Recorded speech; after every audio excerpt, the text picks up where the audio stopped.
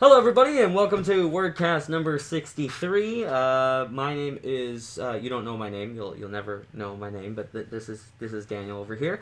We've got a pretty interesting episode for you guys. We've got actually a decent amount of news, but also some explanation on what happened last week. Some information regarding RTX and other stuff like that. So I guess let's jump straight into it.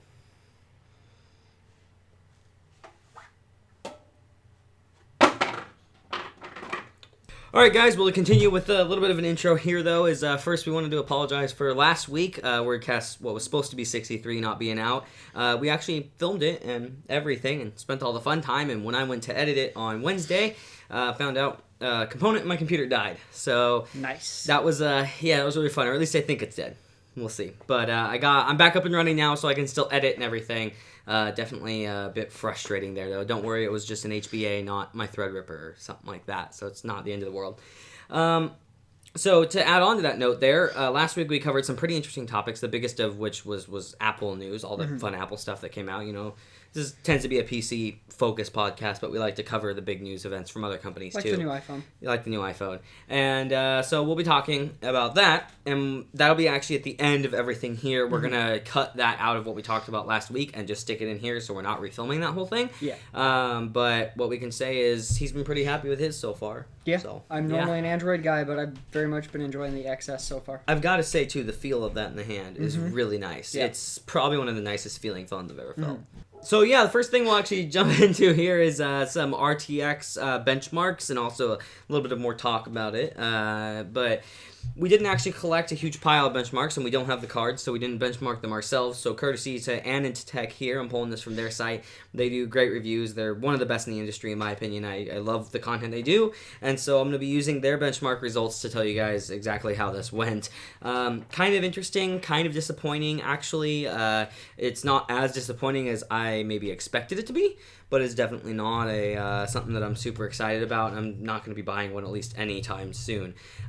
So first I'll jump into some benchmarks, and then we can talk opinions a little more, I suppose.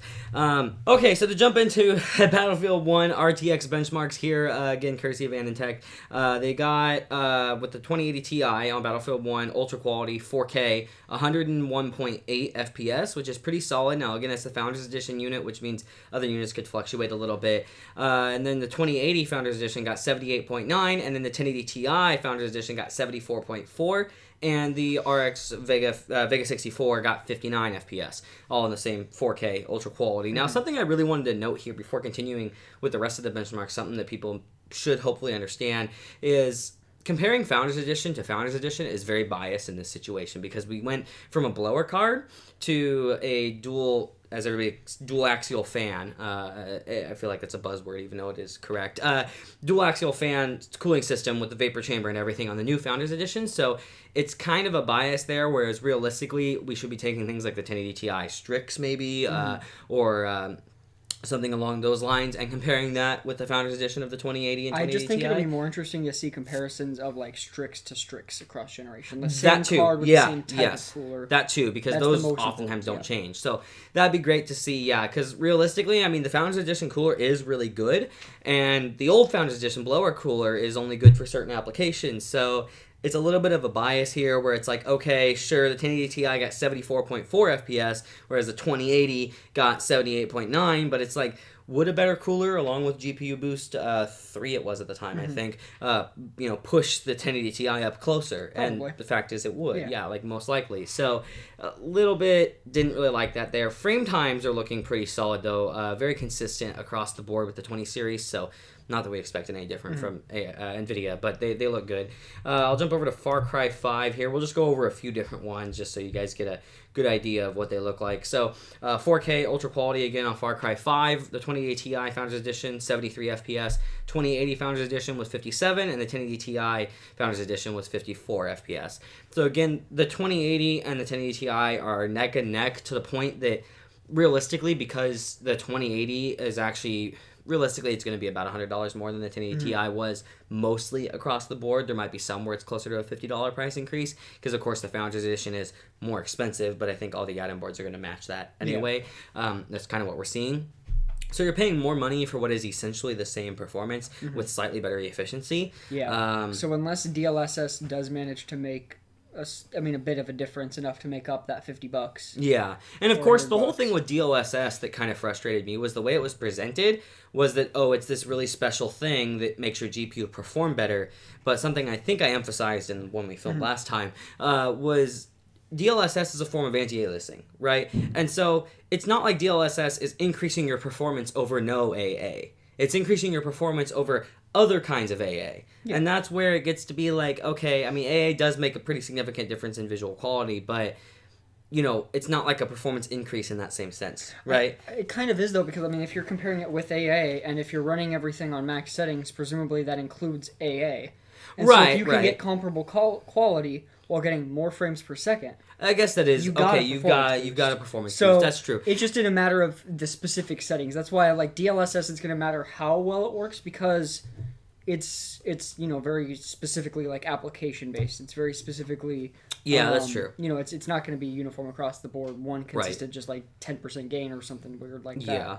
And so I guess it also, of course, depends on how many games really support it, too. Yeah, which is another factor to pay in. Definitely has a much larger support list so far than ray tracing. Yeah, than RTX, I should say, yeah. Yeah, so definitely, I mean, it's exciting, but for now, the recommendation, I tend to stick to saying get a 1080 Ti.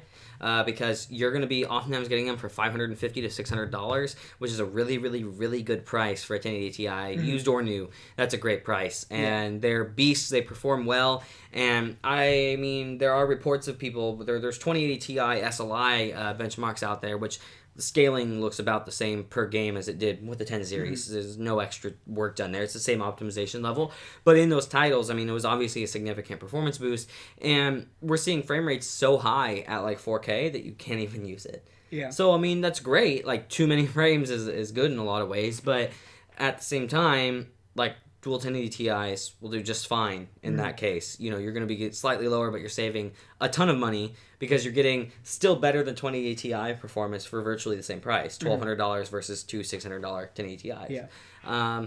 Now, jumping into some Ashes of the Singularity, just to give you guys a little bit more of an idea here. So we've got the 2080 Ti Founders Edition hit 90.3, and this is at 4K extreme quality. The 1080 Ti Founders Edition came out at 75.7, and the 2080 Founders Edition came out at 74.3. So this is something that actually scares me, is we're actually seeing the 1080 Ti, in some cases, the Founders Edition 1080 Ti actually beat out the Founders Edition 2080.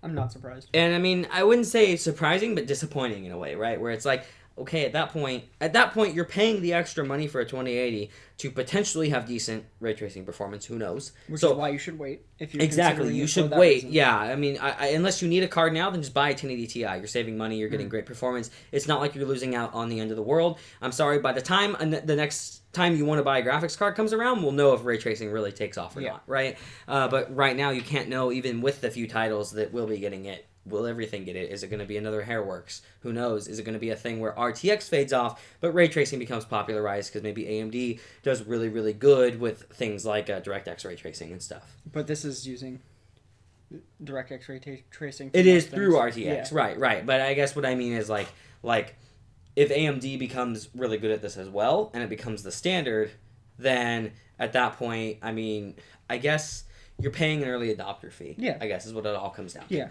But still, I don't know. I am a little disappointed with the 2080's performance, and it's not horrible, but it's... Yeah, I didn't expect the non-ray tracing stuff to be all that much of an increase. I didn't either, but I was hoping I was wrong. You know what I mean? I mean, because like I would expect the 2080 to outperform the 1080 Ti by like 10%. That'd be great, right? It'd be great. Instead, we're not seeing anything like that, and we're seeing a price increase.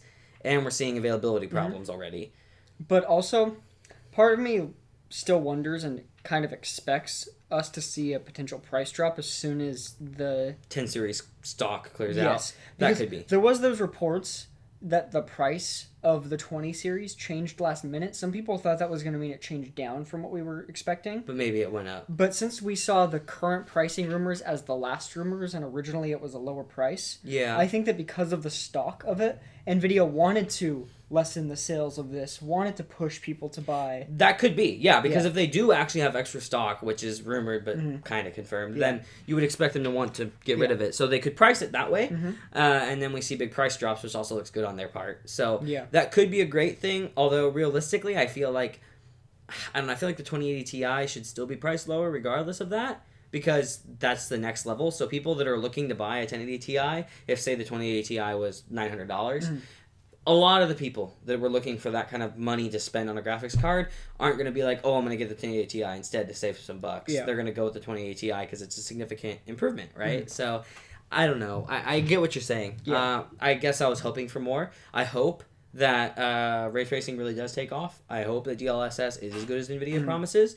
I always take them with a grain of salt. You know, Hairworks, Hairworks was cool and all, but you did it to stifle performance on AMD cards. Like, that's pretty much been proven. TressFX is better and works better on both cards than Hairworks. Hairworks works worse on NVIDIA cards than TressFX does on NVIDIA cards. But it works even worse on AMD cards versus NVIDIA cards. So it causes damage. Games like Witcher really, really, really don't like to have Hairworks on if you're running an AMD card. So he just found out 25 games for DLSS is the support we have so far. Yeah, including big ones like PUBG, the new Darksiders game that's coming out, Ark. We have a few. So it's Tomb Raider, all the fun stuff. It's starting to get support. One thing I will say too, though, regarding DLSS and stuff, is we're up to the performance levels of, say, like a 1080 Ti or dual 1080 Ti's, where you can crank AA all the way up and it doesn't care. Like, that's something that I do in games. I crank AA all the way up, and every game I play, every game at least that supports SLI, 1080 Ti's, SLI, and it's fine. I'm getting like 130 frames per second. It's fine. Yeah, it's fine. Now, of course, the performance improvement's nice, but I'm just saying it's less significant for the 2080 Ti than it could be for the 2080 and the 2070 in these cases. But like, if DLSS could be the difference with the 2080. Between 4K with some games at like 55 to 57 and pushing it to consistent above 60. Yeah. Although we have seen with the 2080 Ti, it is the first card basically ever that we can actually, that I'm comfortable saying this is the first true 4K gaming card. Yeah. I'm comfortable saying that. I wasn't really comfortable saying that with the 1080 Ti or even the Titan XP. This one here, you crank the settings to max, assuming you're not using some stupid resolution scaling or something, and you're getting 4K 60 plus. Yeah. Every single time. Grand Theft Auto 5, another benchmark to pull up from Anantech here before we jump into some other stuff. RTX 2080 Ti Founders Edition hit 64.9 FPS. The 1080 Ti Founders Edition, again ahead of the 2080 Founders Edition, hit 51.6 FPS, and the 2080 Founders Edition was 47.7, and then Vega 64 is down in the 31.1 range. I don't know. Vega 64 is good on some games. It's really good on some games, but yeah, it's a little bit of a disappointment. I almost bought two of those instead of my 1080 Ti's, which would have been okay. I would have been happy with them still, because I have a FreeSync panel, right? It would have been, it's not like I would have complained about, let's see, scale this up because I'm still at lower resolution than 4K. Let's say 45 FPS, double that. Okay, I'm not going to complain about 90 frames per second maxed out of GTA, right? But still. So that's pretty much it in terms of benchmarks. Definitely, I would say before buying a card, you should probably wait to see what happens in regards to ray tracing and DLSS, unless you're really just wanting the best possible performance. I have a friend that I'm doing a build for. His budget's like $2,500. We can probably squeeze a 2080 Ti into there, assuming we can actually get our hands on one. Which, if we do, by the way, he's agreed that if I do all the building and work for him for free, I get to review the 2080 Ti. So we will have some performance numbers for you guys from that. But in that case, like, that's something where it's like, yeah, it's okay to go spend that kind of money. Like, if you're really looking to spend that kind of money, go ahead, because the 2080 Ti is significant. The real question is the 2080 versus the 1080 Ti. If you're in that price bracket, what should you choose? It's a really hard decision, because if DLSS is only meh and RTX never takes off, like ray tracing doesn't take off for, say, another 2 years, at that point, you're better off going with the 1080 Ti. You get the same and really realistically average, if you're not overclocking, better performance than the 2080, and you're saving a little bit of money, so you might as well go for that. 2080, you're paying a special technology fee, Yeah.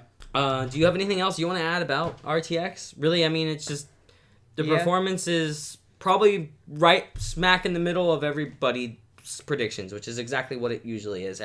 Half the people go, no, it's gonna suck, and the other half go, it's gonna be like 80%, bro. And I had somebody telling me that. I'm like, no, it's not gonna be an 80% improvement. I'm sorry. Now, and again, I do want to stand back and say, comparing the 2080 Founders Edition or 2080 Ti Founders Edition to the previous gen Founders Edition cards is not the best comparison. And I also want to emphasize that I really think the 2080 Ti needed to be benchmarked against the Titan XP because they're in the same price bracket. Not necessarily because they're the same category of card, but same price bracket, and realistically, best of Pascal versus best of Turing is kind of what I'd like to see. So I would have liked to see a little bit more of that, but again, just take all the Founders Edition, Founders Edition cards with a grain of salt, because the old Founders Edition coolers are not great in terms of actual cooling performance. So my biggest thing with all of this, I mean, it's not exciting, but like whatever.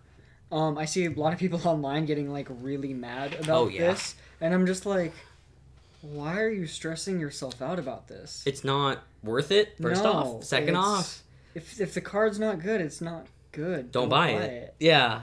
Like, that is one thing where it's like people... I mean, I understand some people are just really wanting more graphics power, right? And that's what they want, more innovation on that front. But it's like, it'll happen. Yeah. Just be patient. And what it comes down to is people complaining again, and just, like you said, just don't buy it. Vote with your wallet. Oh, sorry, you think they suck? Don't buy them. Duh. Yeah. Yeah. And like, okay. Now, I fully expect that if VR would have taken off more, we would have seen more of a push because of the virtual link graphics. Connector. Yeah. Well, no, more of or a just push graphics for in performance. General. Oh, because you not just are running at very high resolutions, and future VR headsets are expected to be 4K plus, which there's an Oculus event tomorrow. I don't know what that's about. That'll be interesting. We'll cover that next week if there's anything cool. So, but because they're expected to be 4K plus, and because they have to be run at very high refresh rates, I mean, realistically, you don't have even the 2080 Ti is barely capable of 4K. 4K 60, and realistically, like for VR, you want 4K 90 or 4K 120, and so that's where SLI comes into play again, which some rumors are going around and some stuff saying that it looks like NVIDIA might be getting kind of serious about SLI again. Now, the big hope is that trickles down to the 10 series, 9 series, etc., which a lot of times it's not an NVIDIA thing, it's NVIDIA working with the devs, and the devs put SLI support in, which means it will trickle down. The hope is NVIDIA doesn't attempt to lock it out so that the newer SLI optimizations don't work for the old cards. That's going to make a lot of people mad, including myself. But realistically, because SLI is getting more popular, if we can get frame time consistency good, because that can bother you in VR a lot. Yeah. If you get frame time consistency good and performance good. The thing with virtual reality and dual graphics card setups is that they don't necessarily run in standard SLI. Right. So you can use one card for each eye. Yes. Right, which is a really good rendering technique. Yeah. But of course, in that sense, you still have to have that card still has to be really powerful. Yeah. Right, like running the two cards together in SLI, say you had a 4K display, so we're cutting that in half. I'm not going to do the math, but point is, obviously, one card is rendering not 4K. It's rendering less than 4K for that one eye. But, of course, the two cards put together in SLI will still outperform that because you're rendering the same scene twice rather than rendering the two GPUs on one scene. Yeah. So, if you can hit, though, that, 90-ish frames per second or 100 and something frames per second, then that's pretty valuable. Yeah. So my takeaway from all of this now is if you want to see better graphics card improvements, buy more VR headsets. Oh yeah, definitely. And actually play the games. That's the thing. I'm just not interested.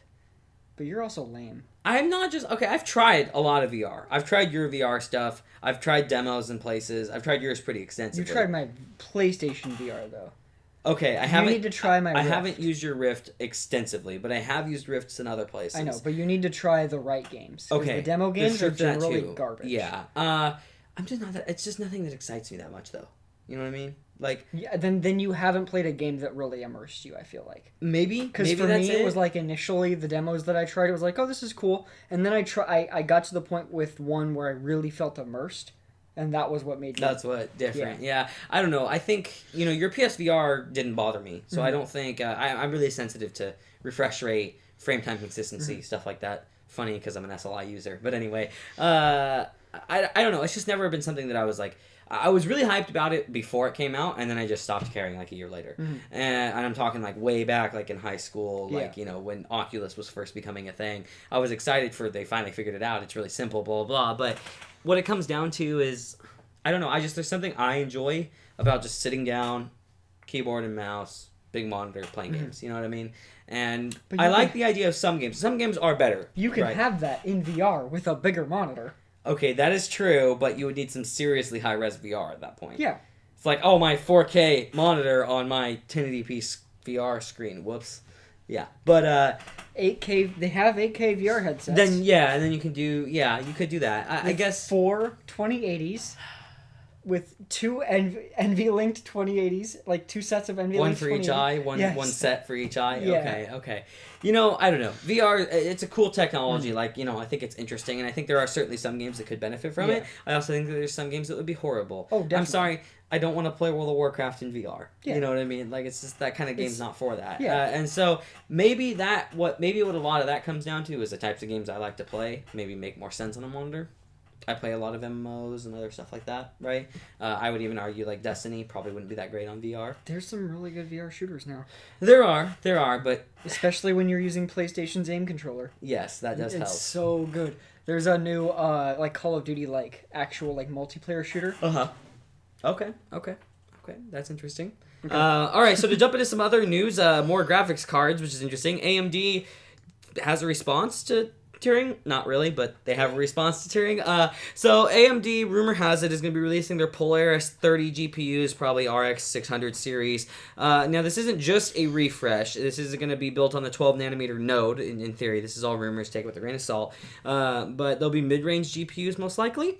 Now, I'm kind of speculating that we might see a 10%, 15% buff in performance over like previous, like let's say RX 680 versus RX 580. And that right there is enough to put it in the realm of sensibility in terms of price to performance versus NVIDIA, like big time, because we could be seeing like 1070 level performance, which is the upper level of what most gamers can afford, right? Like if we're talking 10 series, 1050, 1060, 1070 is that range that most gamers go for.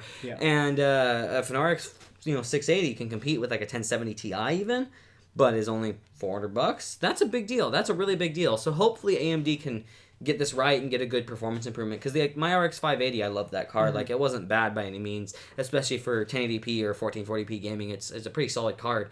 But if we can get a good performance improvement over that, that's great, especially because NVIDIA doesn't really have anything in that price bracket right now. Yet, right, of course. But if this launches before that, the gamers in that price bracket, launch it the next day. Maybe so. We'll see. But I mean, we got the 2070, and the 2070 is so expensive. It's not in this realm of normal gamers, right? So we need to wait for a 2060, unless maybe NVIDIA, who knows, maybe they're going to do a half refresh. That's not really like them, but who knows? Maybe they're going to, or not necessarily a half refresh, but a refresh, I should say, half the series refresh, it's just Pascal stuff, where it's like, oh, the 2060 is a 1070 Ti, and the 2050 is a, 1060 or something. Now I wouldn't doubt if we end up seeing, it just be Turing, which is essentially on par with Pascal. Yeah. But with some of the other stuff disabled, like the RTX cores and stuff. It could be. So the concern my guess is it might have some of the tensor cores to support DLSS, and that's about it. It could be, and that would be great, although the concern is that the dies are so expensive on the bigger ones, and of course you're going to have some failures in terms of the dies that they could use for that, so maybe that's the direction they'll go. It really depends on how many they're producing and what the yields are like. Or it'll be Turing without DLSS as well, and then it'll just be they're making Turing cards without that extra stuff built on. It could be a different wafer, which would make sense. So that would reduce costs, and that's something they could do. Anything that's defective on that wafer could be the 2050 and 2050 Ti. Right. And mobile chips. Right, exactly, which would be I think my concern is TSMC, that they're going through, Taiwanese Semiconductor. They have really, really good yields at this point with 14 nanometer, 12 nanometer production, because they're working so hard on their 7 nanometer. They're already starting to produce 7 nanometer. So if that's the case, it might be kind of hard to find a ton of failed, ones that are failed enough to go down from like 2080 Ti wafers to a 2060. So maybe, like you're saying, another wafer, which of course they've done with Pascal before. Or they could just use Pascal and bump everything up. And even if they refresh it, if they are changing the names, but it's higher on the scale like that, higher performance, and the same pricing, that'd be fine. You know, if the 2060 comes out and it's $450 and that's like a 1080, right? Yeah, that'd be pretty okay. It'd probably be closer to 2070 Ti. 1070 Ti, a bit less than 2080, yeah, right, yeah. That's probably true. Because realistically, the 2070 is probably going to be 1080 level. That's a good point. Yeah, you're right. That's where the 2070 will fall. So no, you're right. Probably 1070 Ti. Now, if they can do that for like 350, 400, that's pretty competitive. Of course, AMD's still pretty good in that spec with that area with Vega. Vega is actually decent, especially Vega 56 versus things like a 1070 Ti. So we could actually see Vega 56 versus a 2060 being a pretty good battle. It depends what they go. And that's part of why I think that at least the Tensor cores will carry over to the 60. Because that, with DLSS, could make the difference to edge out. Yeah, if they can have it be, 1070 level, but then with DLSS be closer to the 1070 Ti while keeping the price cheaper. Yeah, okay. That could make the difference. It just, again, very much depends on how well DLSS performs. Right. And how much of the chip that makes up in cost. See, and now we'll see NVIDIA restrict... There'll be a review embargo for these games, and then a review embargo for the rest of the games. And the first review embargo is only DLSS games. Yeah. Required to have DLSS on. Nobody will stand for that. Wouldn't surprise me if they try it, though. That would surprise me. You think that would surprise you? Yeah? Okay. They do a lot of stupid shit. They do. Okay, so we're actually getting pretty close to the end here, guys, and then you'll see all the Apple news stuff that we'll put after this week's topics. NVIDIA and AMD stock has gone up for both of them. Both their actual stock number, but then also their expected ratings. Yeah, people are saying these are good investments now. Yes. It's not just the number. NVIDIA's been for a while considered a good investment. Yeah, and there were some people saying killed it for they a while. weren't. Yeah. And then now AMD. I knew they were a good investment a while ago. Yeah, which it makes sense. They are a good investment because look at we've got Intel potentially having a shortage. But hang on.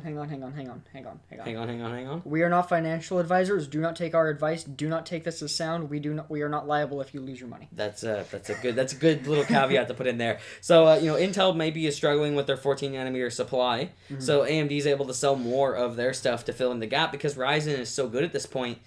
It's fine for Dell, HP, all of them to throw in their desktops, and in a lot of cases, they're higher performance laptops. Mm-hmm. So why not? So AMD is going to see some market share increases because of Intel's struggles with 10 nanometer and stuff, and AMD going down to 7 nanometer, which looks great on paper. Mm-hmm. It doesn't surprise me that either of these is a good investment and is going up. That's something that I would totally expect, but it's cool to see. It's cool to see AMD back on that realm. Yeah. AMD being a good investment. Now, of course, I always thought AMD was a good investment way back, when their stock was bloop. Well, you should have invested. I am not allowed to, Daniel. I was then. Rules. Yeah. That's my rules. Yeah, it was my rules, but you agree with them. Well, yeah, that's the only reason I'm not invested in AMD. Literally the only reason. That's true. I'm sorry. Made you lose money. Yeah. But anyway, yeah, when they were tiny, it was stock price wise, invest in them. They'll do something great someday. They're not gonna die. We hope.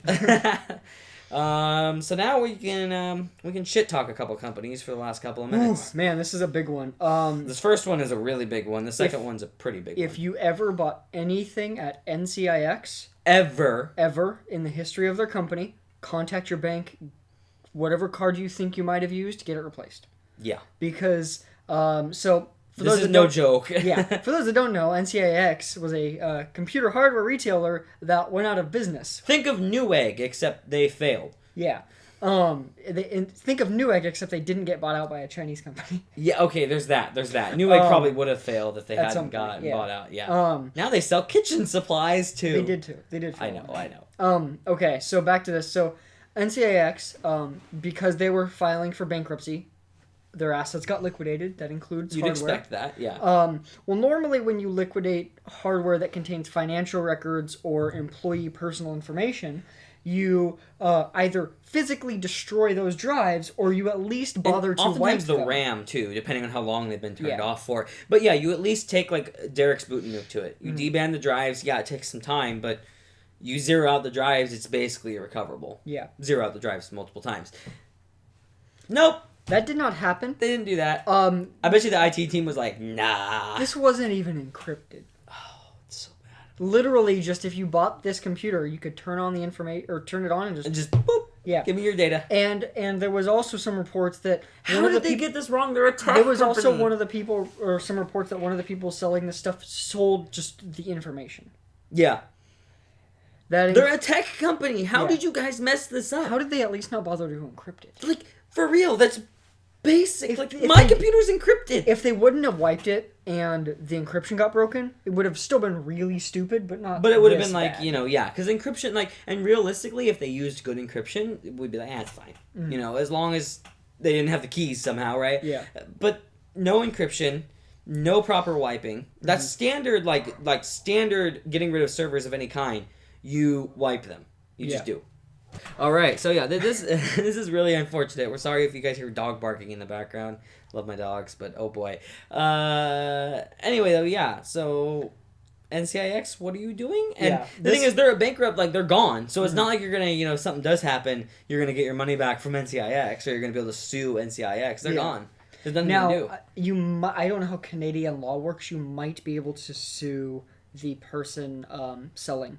Okay, that's true. Hardware, and you realistically probably can sue the person selling the info. Yeah, that's probably true. Yeah, so, depending on how I wouldn't be surprised, especially with NCIX employees, we see a lawsuit.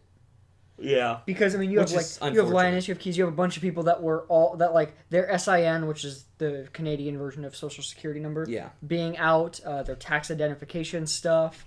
Everything about them that the company had. It wasn't just, here's your credit card. Yeah, with employees, all their information was there. That's a big problem. Previous or potentially current addresses if they haven't moved. Yep. There's a lot of bad info. Linus is pissed about it, right? Yeah. So in some other really bad news. Samsung, we hate you. Yeah. They scare me. They always have. So RAM prices finally have started falling. And by finally started falling, let's give them a good example. Significantly now. A set of RAM, 64 gigs that I bought for like $820 3 months ago is now $650 and still been dropping. So significant changes. Well, obviously RAM manufacturers don't really like that because they like really high profit margins. So what's happening? Samsung is lowering their chip manufacturing growth, so they have always plan on increasing the amount because there's a higher need than ever between mobile phones, SSDs, all that stuff. So Samsung is essentially planning on slowing down their growth from their original plan for next year in an effort to maintain the high prices. So that means they probably won't drop any more. It doesn't mean that they'll necessarily go up right now, but as demand keeps increasing, they'll start to go up again, and nobody's keeping up. It's really unfortunate. So Samsung's being sketched. Yeah, I guess I'll just talk over the dogs. Samsung's being sketched, but, realistically, that's about all we have this week. It really hasn't been a busy week, aside from the RTX stuff, but like we said, that was nothing to blow your mind about. It was just like, this is cool. Yeah, there's a lot of camera cutout for that stuff, but, Yeah, there's a lot of camera stuff. That's true. There's a lot of camera stuff coming out, so... There's going to be more later, so we might do a roundup of that next week. Yeah, because there's been quite a bit, so we can probably stick that all in next week's news. So anyway, enjoy the Apple news that will be coming up right here in a moment that will be from last week. Yeah. So jumping into the Apple event, they announced a few new things, and actually one of the most interesting things to me is the chip in these new phones that we're about to talk about. Yeah, so this is an S year, meaning that physical design of the main flagship phone is not going to change. By much. There were some very minor changes, which I'll talk about. Like switching, like when they did 6 to 6S, they switched the series of aluminum for strengthening. That kind of small changes. But. I'll get into the specifics of what was changed on the core X series, the XS, when we get to that. But I want to go over the changes that apply to the XS and the XR, which I'll talk more about later. This is just across the line for the new iPhones. Here's what's changed. There's a new chip, the A12 Bionic. So this is the first 7nm chip to be sold to consumers, actually shipped to them. It feels like a consumer product. So, it wasn't very long ago we were talking about how impressive the A11 Bionic was. Mm-hmm. And now we're here again. Nothing's really caught up to the A11 Bionic anyway. So Apple does a really good job with their chip designs. They do. Their engineers are excellent for the application that they're doing, right? Yeah. So first 7nm chip to ship. Now, Huawei actually announced a phone that was shipping with a very similar chip in the fact that it's 7nm. It also has cores specifically for machine learning processing and things like that. but it's designed very differently. So that is actually shipping very shortly after the iPhone, which is the only reason Apple can claim first. Yeah. They literally like race to the comments to yell first. Yeah, which is hilarious, but also awesome. I mean, finally 7nm consumer chips are a thing, and that's awesome. And it's going into general consumer products before it even is in PCs, which is a little weird, but not totally, because obviously power efficiency increasing is one of the most important things in terms of mobile. So I guess it makes sense that they try and target a die shrink on mobile first if they can. Now, this is using TSMC's wafers. They're the only one in the industry aside from Samsung that can produce 7nm right now. And Samsung's isn't really consumer ready yet anyway. So, these chips, there's essentially like a few main parts to it. Obviously, there's the CPU. For this, they've done a 2 high-performance cores, 4 low-power cores, or what they're calling high-efficiency cores. So essentially what we have is for the high-performance cores, they are 15% faster than the A11 up to, while also being a bit more power efficient. So more speed, less power consumption, pretty good way to go about it. It's generally the direction we want to go with mobile. And then for the high-efficiency cores, the performance stays about the same, but up to 50% less power consumption. And that's a pretty impressive thing, because those are the ones that matter more in terms of battery life anyway. Those are being used frequently, whereas the high-performance cores are, gaming and video encoding. I guess video work. I mean, what else would they, they're not going to be playing back video. Maybe if you were doing some form of multitasking, but we all know iPhone isn't really the best for that anyway. Yeah. So. And if you really need it for some reason, all 6 cores can work at once. See, and that's a cool thing. That's something that Qualcomm for a while didn't do very well. And even Samsung with the whole big little idea. So I like this. And I mean, the A11 was already a really, really impressive chip. We can also assume they're still using like NVMe storage and stuff on these, which Android still hasn't figured out for some reason, which is really unfortunate, because that would bring that performance feel and that gap so much closer in terms of even some benchmarks that are run, or like app load tests and stuff like that. The reason Android's slow isn't necessarily because its processors are that much slower. It's because the storage can't keep up. But anyway. The other, and I'd say this is probably the most interesting change outside of just 7nm in general, is the neural engine. So essentially this is, it's essentially neural processing unit is the like more standardized term for it, and it's what Huawei's chip has as well. Apple has essentially made their neural processing engine go from 2 cores, which is what it was on the iPhone X, to 8 on the XS and XR because of the A12 Bionic. Essentially they understand that machine learning is extremely important with applications going forward. More and more developers are wanting to use it. More and more developers are using it. And so making it as good as possible, very important. This is why we're seeing Huawei do it. This is why we're seeing other companies do it. I just don't like the name, because the idea behind the word neural was commonly used to describe neural nets and the like. And this doesn't really have anything to do with that. This is more like you could more so call this an AI processor than a neural engine or something like that.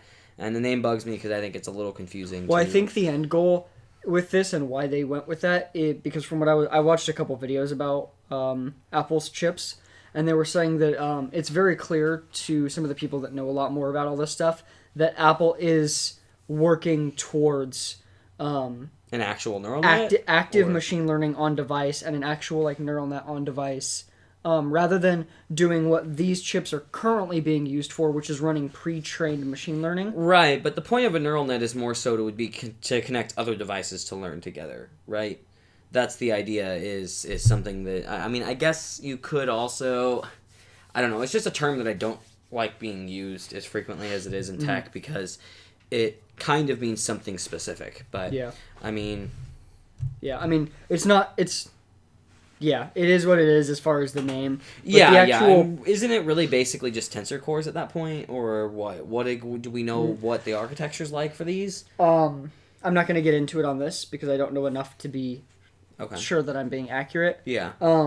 But it is kind of tensor cores, a little bit more optimized for specific tasks. Okay. Because I mean, a lot of times with tensor cores, with like more standard tensor cores, you use those to do the machine learning. This is currently being used for it's just pre-trained. Okay. Machine learning algorithms. That makes sense. So you train on other devices with proper tensor cores, things like that, and then you ship it in a product, like a software product for this. Okay. Okay, I think that makes sense. Because ultimately they don't have the power to run the applications they would want to run in a way that you could do the active machine learning. So when are we going to have real-time ray tracing on these phones? 6 years. Probably something like that. They're also opening up the neural engine to Apple's like core machine learning platform, which is just going to make it easier for developers to take advantage of machine learning. Which is good. Stuff. I mean, this also should Apple's help. usually pretty good with their devs. Yeah. So this also should help with the FaceTime. Or not FaceTime, sorry. Face ID unlock, which from what we've seen, it does make a noticeable improvement, but nothing huge. As far as speed. I think what we want to see isn't more speed, but actually better, more accurate security. Yeah, that's just something that needs to be tested. Yeah. People have done reviews, but like that's something that you would need, like, very similar looking people that aren't twins to do that in order to see how well it works. And that's where it becomes a bit of an issue is, we already know it can't be tricked by pictures and stuff. That was proven with the last one. Yeah. But, similar looking people or, similar, like children and stuff like that, that could be a problem, a security issue. So hopefully it's a little more accurate than last time. So if we don't hear about it, we can assume it is, because last time we heard about it because it happened to more than one person. So if we don't hear about it making a mistake, then we can probably make the assumption that it is indeed more accurate. So if we never update that, then that's true. One of the other really cool uses, and whether or not you actually care about this specific application is whatever, but the actual tech behind it was really cool. So there was an app shown that was for basketball. It was actually like to help you get better at it. And you could essentially, you set up your phone off to the side and have it like watching you play. And the camera and the neural engine and the software that was all designed essentially give it enough performance that with just the camera, no external sensors on body or on the basketball or anything, it can tell shot angle, shot speed, arm and leg positions and everything. So it can essentially track everything as to how you're playing and then give you tips on how to get better, let you see that data in a way that you realistically, you can't do without sensors on your body right now. So my question there at that point ends up being, how well does that work first in real world? We'll need that to be tested. Yeah, I mean, it's right? being the person that's essentially was the person that came out on stage is a professional basketball player who's designing this for actually. Yeah, right. So it's just a matter of seeing it in real world testing, how it functions. But also, I wanted to kind of point out, let's be straightforward. That is one of the easier sports to track in this kind of scenario. Yeah, right? And that's fine. It's an amazing shot step. Angle down to 0.01 of it, or a tenth of a degree. Yeah, that's a big deal. It is. No, I'm not trying to discredit it, but more so. If it's accurate, it's very difficult to. Yeah. Whereas something like football or something like that, where you have your chances are you're going to have a background that is not quite as static, so it's going to be harder to track things like the ball and stuff like that. On a background. So with this, I mean, you are it's a fixed location. This isn't for playing a full match across. No, the of course. It's for one person. Yeah. Tracking themselves. Yeah. And you just move between different positions like you would do if you were just shot practicing. Yeah. So the same thing would be applicable for if you're just practicing for soccer. And what they should do, and you guys can use this royalty free, I won't charge you for it. They should get some kind of integration with wireless headphones so that it can give you tips on things you can maybe do, basic they probably things. Already have that. And so if they haven't already thought of that, that'd be a great idea. Is it can give you minor tips. Obviously there's only certain things that you're going to need certain data for, but telling you what to do maybe different with your feed or your shot angle and stuff like that. I would be surprised if that didn't come, because apps like Map My Run already have live coaching for running. Yeah, because one of my concerns was do I need to go practice basketball for an hour, then go home, look at the data, and then try and practice it next time and see if I did better? That seems a little more convoluted than people would Yeah. So presumably it would be you do a series of shots, you look at your phone, you do another series of shots. That takes too long. Okay, whatever. But yeah, I thought it was pretty cool just because the tech behind it is interesting. Also, I do like playing basketball sometimes. I didn't know you played at all. Yeah, I don't have very many opportunities to. I literally want to get a gym membership just to play basketball. I'll play with you at some point. Okay. I like basketball. So anyway, yeah. So speaking of ray tracing, like a little while ago. Yeah. So the GPU something in this chip can't do ray tracing. The GPU. So they've increased the core count on the GPU from 3 to 4. Who knows exactly what that means? Obviously, that's not No, what? Sorry, I mean obviously we can see like that is an increase in. You don't need to bring this up every time we talk about GPU cores. No. More so, I mean, what are they defining as a core, right? That's what the question is. Yeah, so I don't know. It's 25% more of whatever it is. Yeah, that's what I mean. We would assume it's not just the same thing though either. So it could be more or less. But the other, and I think the more interesting thing with this was, we kind of discussed this back and forth. This was weird. Lossless memory compression. Essentially, from what I could find, it was a technique that somebody had suggested or introduced back in 2012.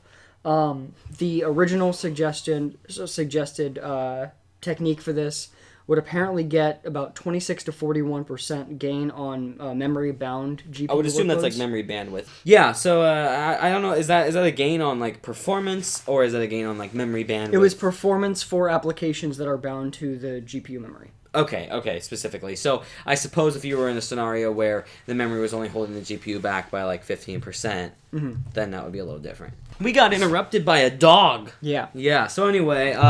So as far as the GPU goes, Apple is essentially claiming that between the extra GPU core and the lossless memory compression in more intense applications, they can get up to 50% more performance. Which is a big deal. Yeah. Which is, on par with, based on, adding an extra core, whatever that is, but like ultimately, that much gain, 33% gain on that. Yeah. And the 26 to 41% gain on GPU-bound workloads. Yeah. That adds up to 50% sounds about right. I would say so. And of course, it depends on the workload. Memory bandwidth isn't always a restriction in terms of GPU compute, but it is a really common thing to run into. It's why GPUs are constantly looking for the newer version of memory. It's why AMD works so hard with SK Hynix to develop like HBM. Yeah. GPUs tend to be memory bound. Even in lower power GPUs like this, depending on the application they're working with, it can be really intense. So I think that's cool that they're working towards that. I don't quite understand what lossless memory compression is, right? It's a little weird. The article it talks a lot about. Essentially, for certain things, you would still do standard compression. Okay. And then for certain things, you would do essentially a lighter compression that doesn't actually lose important data. Interesting. It essentially, it's like a way of picking and choosing what you can compress to actually affect the quality of it. Okay, interesting. So, very weird way to do it. Very complex. Something that if you're interested in, you should look up and read up on. The other thing that was announced as far as within the A12 Bionic is a new image processor. This should essentially give you a lot of the features that Pixel 2 had with their image processor. The biggest one being the Smart HDR, which is exactly what the Pixel 2 does, of capturing a series of images at all times that you have the camera open. Yeah. And then when you take the picture, it's supposed to have 0 shutter lag. My phone is broken on that, so it has like 3 seconds of shutter lag sometimes. Oh, that's beautiful. Yeah. Very hard to take pictures. When you take the picture, and by the time you're done, the subject is in a different planet. On a different planet? Yeah. Wow, that's a fast-moving subject. What are you doing? And a slow camera. I guess you're taking a picture of light? Yeah. So you're trying to capture a specific photon of light. Mm-hmm. And it so happens that it lands on a planet that's exactly 3 light seconds away from here. Yeah. So it's not the moon, that's too close. And it's not whatever's next. That's too far. So, what planet is this, Daniel? It's the Smoon. Oh, I Secret like it. Moon. I like it. Okay. You don't know that reference. I do know that reference. You do? Yeah, I do. Okay. Not really. I didn't think so. So, yeah, essentially it's giving you Smart HDR. Also, we'll talk about another feature that the iPhone XR specifically is getting that is very similar to the Pixel, but essentially it's just But the XR isn't getting it, so that's why. The XR is, the XS is not. Oh, sorry, the XS. Yeah, okay, so we'll talk about it when we do more. The XR needs that the XS does not. Okay. Then what's this Express card? So this is what I was telling you about. This is really cool. So Apple has introduced something. They didn't even really talk about it that much. They just had it like as a text slide on the screen. Yeah. But the XS and the XR are getting support for essentially a way to allow the NFC chip to be used for certain things when the device has no charge. The phone is completely dead, cannot power on, has no excess battery capacity or anything. It's not like giving it some reserve and shutting your phone off or early. a separate battery inside or something like that. But what in the world would you use something like this for? So this is specifically there's only 2 different things that can even use it. Transit cards. So like for those that don't live in an area that would have this, in Portland we have something called a Hop Pass, where it's an actual physical card or NFC on your phone, and you tap it to a terminal to pay for your card. Okay. So the idea is you can have your transit card on your iPhone, and even if your phone dies, you can still pay for your transit. Which is really important. Yes. So you don't have to worry about that. The other thing that they're using it for... So that way you don't have to try and use your dead phone to call somebody to pick you up because you can't use your phone to pay for your transit. Yes. The other thing that they're using it for is it's not uncommon now for certain colleges to have the same idea of like your student ID being your key card for your room or for the building for your room. And so there's a lot of workplaces that do that kind of stuff too. School IDs are the only ones that are using this. Yes. Right, yeah. right. But it could be something that could be changed to implement later. So school IDs, you'll essentially be able to have that tied to this as well and be considered an express card, and it would allow you to tap your phone even when the phone is dead and be able to get in. Okay. So it solves a lot of the problem of the current like end goal of your phone being your wallet. It can't be that if the tap to pay functionality does not work when it's dead. If that kind of stuff doesn't work when it's dead, then you have a problem. Yeah. So having a designated specifically transit card and a designated specifically entry card is something that they can more easily do. And from my understanding with how it works, it essentially, when it's on, it can rewrite to something that is stored and usable when it has no charge, similar to like an NFC card. Okay, interesting. So that's something that could potentially, I hope Android and stuff starts adopting this, and they could push things forward in the realm of no more cards in your wallet. Yeah. Because that's one of the problems that I've ran across is obviously, like, if you want to not carry a wallet, you just want your phone, right?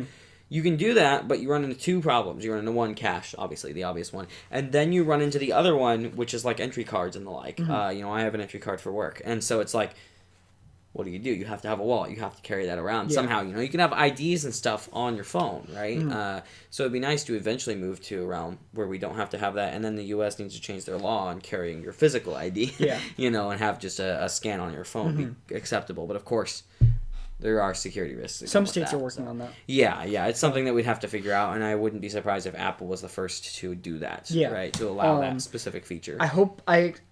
Of all the companies to do it, I would expect Samsung to be the first ones to... They were the first to do the proper wireless payments and stuff, too. And that's partly because they bought the tech for it. They're the only ones really allowed to do it the best way. Yeah, which is unfortunate, actually. That's one thing that's incentivized me to go Samsung before, but I'm like I'm not even going to use that feature when I have a Samsung phone just so I don't, get tied into that. But, definitely, yeah. So, that's cool. Now let's get into the... Well, one other thing I wanted to mention is I think this is true for both of them, dual SIM. Is that true for the XR as well? I don't believe so. Okay, it's just the XS. Yes. So I guess it's a good jump over to the XS and XS Max then, so let's talk about those. There's a larger one now. The XS is the 5.8-inch, same size as the iPhone X, and then the XS Max. XS Max. They should have just called it XS Plus. It's easier to say, I think. They shouldn't have called it XS. I mean, I agree with that, You have an extra small Max. Yeah. Yeah. Well, Plus would have been an okay thing, I guess. They've used it before. Exactly. And that's what bothers me about this is why are they changing it to Max? Maybe they're saying this is the largest screen size they will ever do. This is the Max, guys, because if they go bigger than this, Max Plus? Roll-up phone? No. XS Max Plus. You know what's really crazy about this? It's actually the 10S Max Plus, by the way. I don't care. You know that's how you're supposed to say it, then it sounds kind of okay. 10S Max. Okay, stop. You know what's really crazy about this? What? The Max is closer in screen size to the iPad mini than it is to the original iPhone. I'm so glad that's the reaction for that. Yeah, that's about right. That's kind of insane. I didn't even think of that. Yeah. Wow. I'm okay with this, though. Big phones are awesome. Big phones are awesome. I love big phones. So the other changes on the XS and XS Max, dual SIM. Which I mentioned a moment ago, but, I'm an idiot. The implementation on this is way cooler than... it's pretty much the best implementation on the market. Other companies have done it, but... For a long time, we've had dual SIM, yeah. What U.S. mainstream phones have had it? There hasn't been a lot in terms of U.S. phones because of the carrier situation here in the U.S. The Pixel has a similar implementation to the physical aspects of the XS and XS Max in that on these phones, the XS lineup, they don't have, in the U.S. and Europe and every country that's not China, they don't have 2 actual SIM slots. Yeah. They have the primary SIM is your actual physical one, and then they have a secondary SIM, which is an eSIM on device. Apple wants to eventually move to just eSIMs. Yeah. So this seems like maybe this is a good way to slowly. In order to move to eSIMs, though, they would have to make it in a way where you could transfer it to another device easily. Because the whole point of SIMs, the whole reason people still use them, is like, oh, my BlackBerry, I don't want to use it anymore. I just pull out my SIM and stick it in my Galaxy or in anything else, and it works, right? Well, you can't move an eSIM. You just change the serial number tied to the account. Yeah, but I feel like that would be more complicated than physically just moving something. Right? I mean, except for the fact that you have phones with 3 different SIM card sizes, you have all these other things. Yeah, well, all of them are using nano SIMs at this point, but all the new ones. Well, but if you're switching because like your phone if you're switching because you need to just swap phones, usually it's because like a phone stopped working. I suppose so. You could be swapping to an old phone. Yeah. Okay. At which point there are adapters for the larger size, but still, I just think there needs to be some kind of easy implementation of swapping that. Swapping your phone on your account. Yeah, really quickly. Just going online and typing in the IMEI. Yes, but the carriers have to be willing to implement that. Yeah, that's what they're pushing for. Yeah. That's the point of this. Currently, the only major U.S. carrier that's not on board is Sprint, and that's because of how their network works.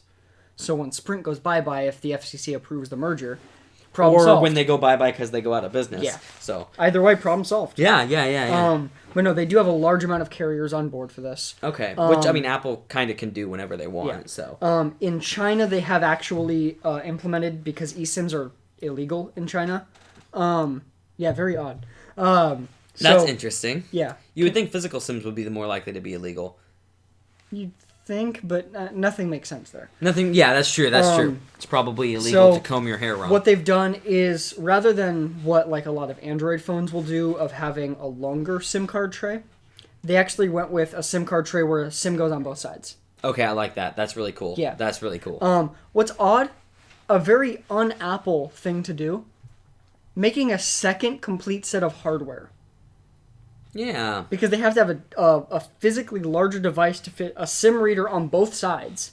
So this is where that space for taking out the headphone jack finally got used for. No, actually, we'll talk about that later. Yes. Because there's something that's changed in that area. Yes. But yeah, so 2 physical SIMs back to back is how the Chinese version works.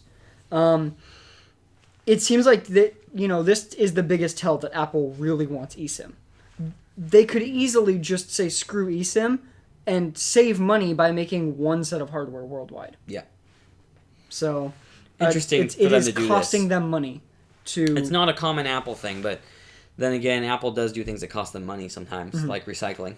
Yeah. So the other big thing as far as dual SIMs and why this is the most the best implementation, the eSIM and regular SIM is how the Pixel does it. Like that's not abnormal. Yeah. But with the Pixel, and with most every phone on the market that has dual SIM support, you only have one SIM active at once. And if you want to change SIMs, you have to actually go into the settings and make that change. Yeah, and it's not a quick toggle or something like that. Whereas with the iPhone, both are active at the same time.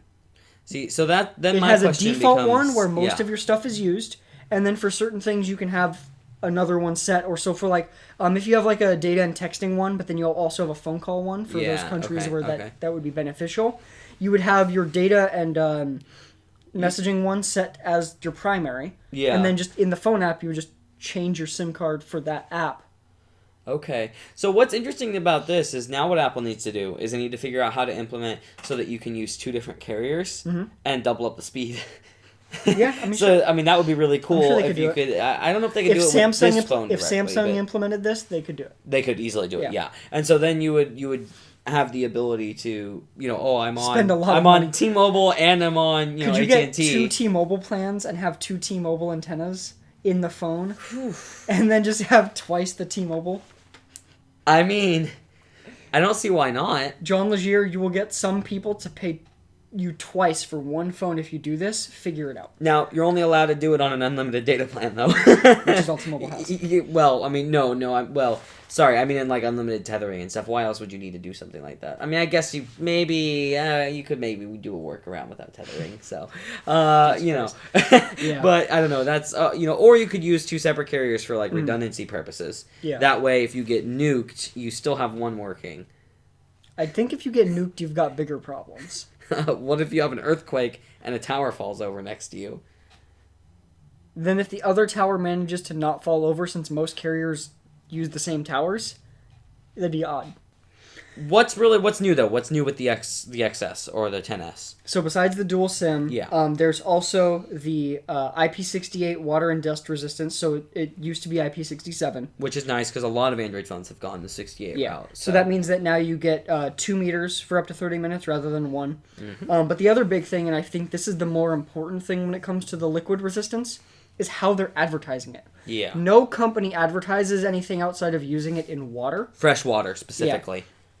Apple's bragging about how they tested it in coffee, tea, beer, soda, wine. Which is kind of the point of it saving you. It's less so I dropped it in the sink and more so something got spilled on it or whatever, or it fell in something. Realistically, most phones that are IP67 and 68... Because they already have the dust certification, which is going to block out a lot of the potential particles and say, like, salt water, right? If it can hold out water, it should be able to hold out dust. Yeah, and physical things. And then in that case, then it should be able to hold out other liquids and stuff, too. But the thing is that these other companies are not confident enough in how they have it sealed to brag about that, because they know that if people test it, it might not hold up and people will complain. And what if something, if you dropped it in a specific material, like let's say hot coffee, melted the seal, right, or something like that. And so they've tested it in these things. It's great to see them advertising that. Yeah. Part of that is what they were saying is that so another big change with the XS and XS Max is that they, rather than using aluminum for the outside, they use stainless steel. And it sounds like that change might have actually helped them get a better, more confident seal. That actually doesn't surprise me. It doesn't flex as much. Yeah. So that actually kind of makes sense. They're not using titanium, though, on the sides. It's stainless steel. Yeah. Okay. Because didn't the original 10, didn't it have titanium sides? No, it was aluminum.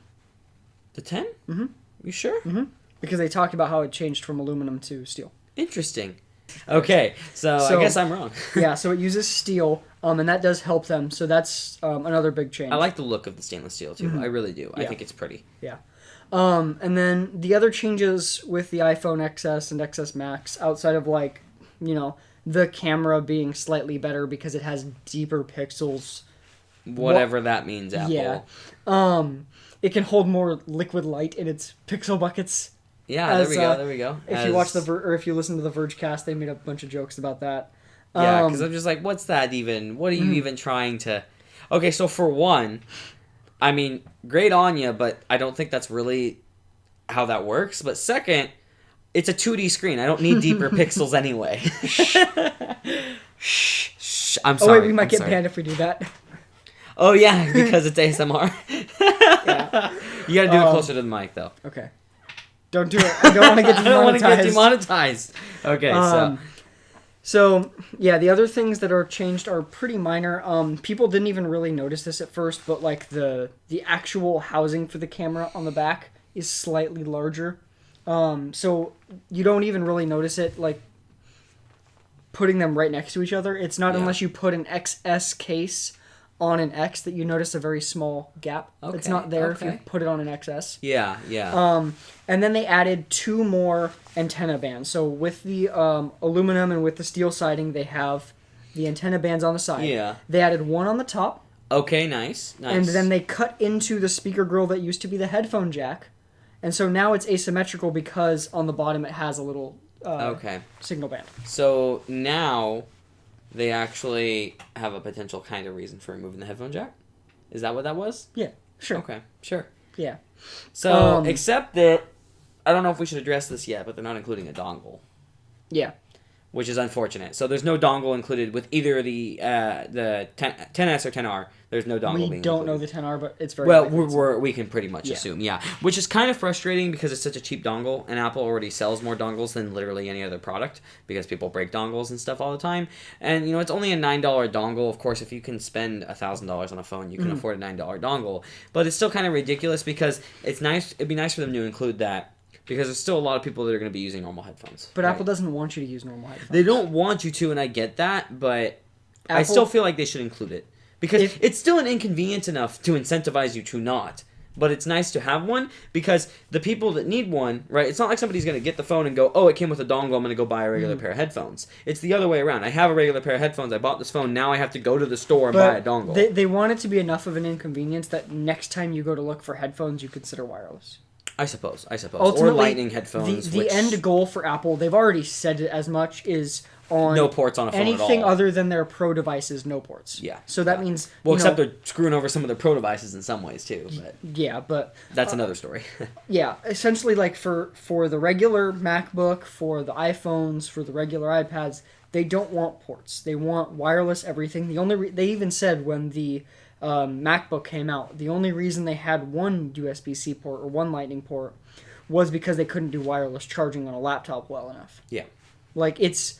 Which eventually we'll get there. Yeah. But wireless charging, one of the I think the biggest hurdles that we face is efficiency. Not necessarily speed of charging, but just that there's so much power loss and it takes it a lot more power to actually, Speaking of that, something that I should address about this Apple event, one of the things that we really expected to see that we did not was the AirPower charging mat. That's right. The charging mat that was going to let you place multiple devices wherever you want on the pad, and it was supposed to just They're having problems. Wireless charging is complicated. Yeah, so they're having problems with heat and with being able to just drop it on the pad, and it just worked. Yeah. They actually did improve on the XS and XS Max the wireless charging, so it is both faster, and it has more... the coils take up more space. Okay. So you have more leeway with where you place it. Yeah. Okay. Obviously, that was probably designed to try and help the AirPower mat situation. Yeah. Yeah. Didn't work. Yeah. Or maybe it helped some, but not enough. Yeah. That's a really complicated thing to put together, though. And if Apple can finally break that and figure that out, that's when we'll probably start seeing things like tables that have wireless charging in a large portion of the table. Because right now it's really hard. You have to have a specific area. It sounds like they don't feel like they're close because they removed the listing from their website. Really? Wow, they must have ran into some big hurdle then. Yeah. Which doesn't surprise me. Especially the multiple devices also adds a secondary complication to an already not simple thing to get working. And they also... a lot of people were wondering if they were going to release the AirPod 2s during this event. Right. The biggest upgrade being able to voice control Siri from the headphones. Yeah.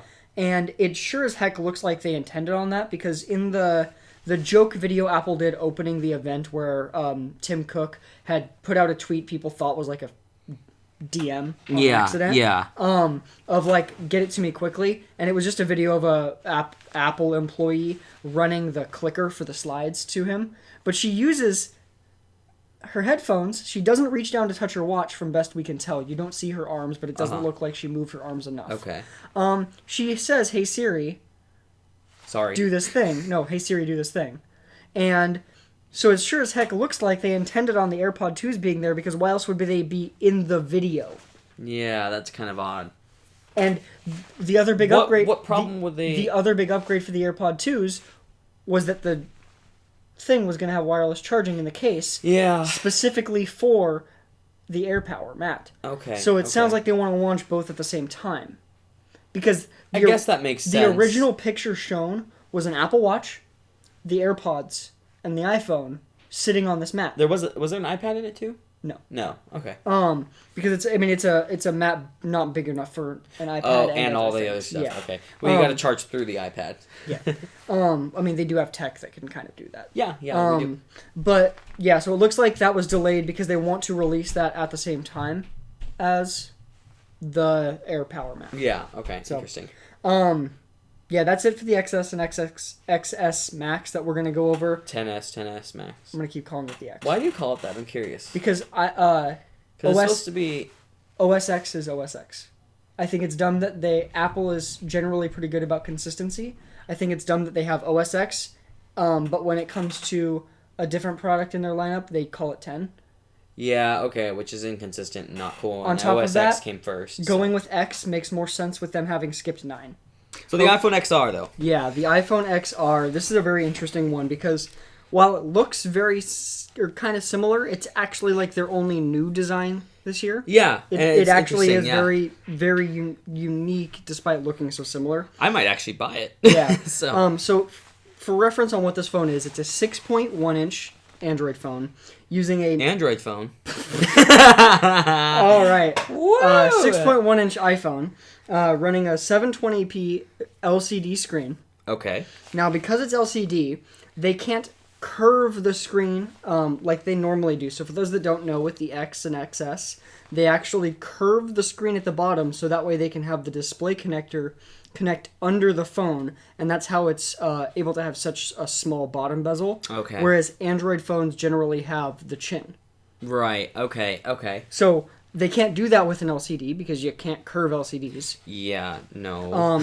So what they did was they have a small chin, and they ended up just deciding to unify the size of the bezels all around. So it's slightly thicker bezels, but it's not normal phone bezel thickness. Yeah, okay. It's IP67, water resistant, not 68. Did they talk any about this one, coffee and all that stuff, or was that just the XS that they mentioned that about specifically? I don't remember that specifically. Because I was going to say, if all that's the case, I think it seems like the stainless steel probably had more to do with the water resistance. I do believe that because this is aluminum, right? Yeah. So I do think that it was during the XS that they mentioned that stuff. Yeah. So that actually kind of makes our speculation a little more correlation there. So IP67. It's only got one camera, but, and this is where I was talking about earlier that the image processor is going to allow it to do something else that the Pixel does. Despite only having one camera, it is also able to do portrait photos by using the image processor to essentially make an actual depth map. Yeah. And then go from there. Interesting. So, this price, we didn't even talk about pricing on these phones. No, you're right. We missed all of that. The iPhone XR costs $750. So, probably zero down for most carriers. Close to. Is that more the $600 range for zero down? $650. $650 is generally, because at least with like T-Mobile, for example, they try and get the phone payments to all be about $30, and the down payment is whatever it takes to get you there. Okay. So for the iPhone XS, starting price for the 64 gig model is $1,000. It's a $280 down payment, $30 a month. Yeah. For the iPhone XS Max, $1,100 starting price for the 64 gig. It is $380 and $30. Okay, that makes sense. Okay. From there, though, we also didn't talk about storage. No, we didn't. 64, 256. Ooh, we've been missing some stuff, haven't we? 512 gig maximum capacity. So Samsung was first, but somebody's following after, and I think it's more important on a phone that does not have expandable storage. And it's 512 gigs of NVMe storage. So that's a big deal. Yeah. Which is part of why the top tier one costs $1,450. Which the Max? Where's that? Yeah. That's a lot of money, but 512 gigs of storage, that's a lot. I think that's ridiculous. I don't know. There's a part of me that feels like there's not much of a point in spending extra money to get that for most users, right? Because it's funny how we're reaching this point where we're seeing such massive capacities in phones when companies have been predicting and people have been predicting and talking about, there's going to be more in the cloud, so capacities on phones will keep getting smaller and smaller. With Android phones, I agree with that sentiment. Apple has been focusing security and privacy. On more and more being done on the device. Cloud is which is all largely because security, privacy type stuff. With Apple, cloud storage is really meant as a backup. Yeah, which is probably the best way for it to be in most scenarios. Yeah. So that's how we treat our cloud storage. Yeah. So we'll have to see. I mean, realistically, for me, I feel like, especially with the XS Max starting at $1,100, that should have been 128 gigs of storage. Yeah, I hear you on that. Yeah, because 128 is fine. Now, do they have a 256 model, or does it go straight to 512? No, so it's 64, 256, 512. Okay, no 128. Yes. Okay, that makes sense. Okay. Yeah. Which was weird because, you had Samsung with the Note 9. They went from 64 to 512. Mm-hmm. There was nothing in between. Nothing at all. And that was a little bit odd, in my opinion. I didn't quite like that because 64 might not be enough. But, of course, that has SD card expansion, so that helps with that kind of situation a lot. But still, definitely interesting. So the iPhone XR is not shipping until October. The iPhone XS and XS Max are supposed to start shipping the 21st. That being said, phones always ship early. We've already seen a few reports of them prepping for shipment or shipping. I have an XS pre-ordered, and I've been charged for mine by T-Mobile, which means they're preparing the shipment. Yes. So they charge when preparing, not when shipping, though, right? Yes. Yeah. Okay. Which means it's probably shipping tomorrow. Yeah. From my experience with T-Mobile, which means it usually ships. Maybe get it this week, but probably not. It usually ships about 2 days beforehand, if not earlier. I've gotten some phones before shipment date from T-Mobile, which is awesome. I love it. Yeah. So we've already started seeing some reviews of the XS and XS Max because today, Tuesday, is the embargo date. Right. And all in all, it's pretty much if you have an X, don't upgrade unless you have a lot of money. And even then, why would you upgrade? If you're upgrading for the camera, buy a RX100. Buy a camera? Yeah. Like, literally multiple reviewers have said if you're upgrading just for the camera, buy an RX100. Yeah. Now, that being said, if you're on something like Apple's upgrade plan, where it's not going to cost you any more money monthly or upfront to do it, why not? Then why not? Yeah. Just consume more. That's but what our country's based on. Yeah. Apple does recycle those phones. So it's okay to consume more. Yes, because you're not really, like, adding to, like, more mining or more. Yeah, that's true. It's just recycling time, which is Apple's problem. But do they use any carbon emission energy to do the recycling work? Well, seeing as how Apple's entire facilities are 100% clean energy, I doubt it. Clean carbon, buddy. All right, so... But the other thing with the reviews is that the camera is still not as good as the Pixel 2 for photography. Not surprising, because the Pixel 2 is God tier. Pixel 3 will make the iPhone XS and XS Max probably look like children. Yeah. One of the weird things is, and Apple used to be so much about realism with their photos and accuracy. Yeah, they always advertise that we don't do too much modification. And now when you compare it, it's so much less sharp than the Pixel. That's one of the things. It's over-processed. Like Apple has been doing more. Now, I get that. Ultimately, Apple understands that the majority of users are just sharing for people that are going to be consuming on their phones. And so if it looks slightly better for, like, Instagram use with filters and stuff, that is more of a net benefit for the majority of their users. That's true.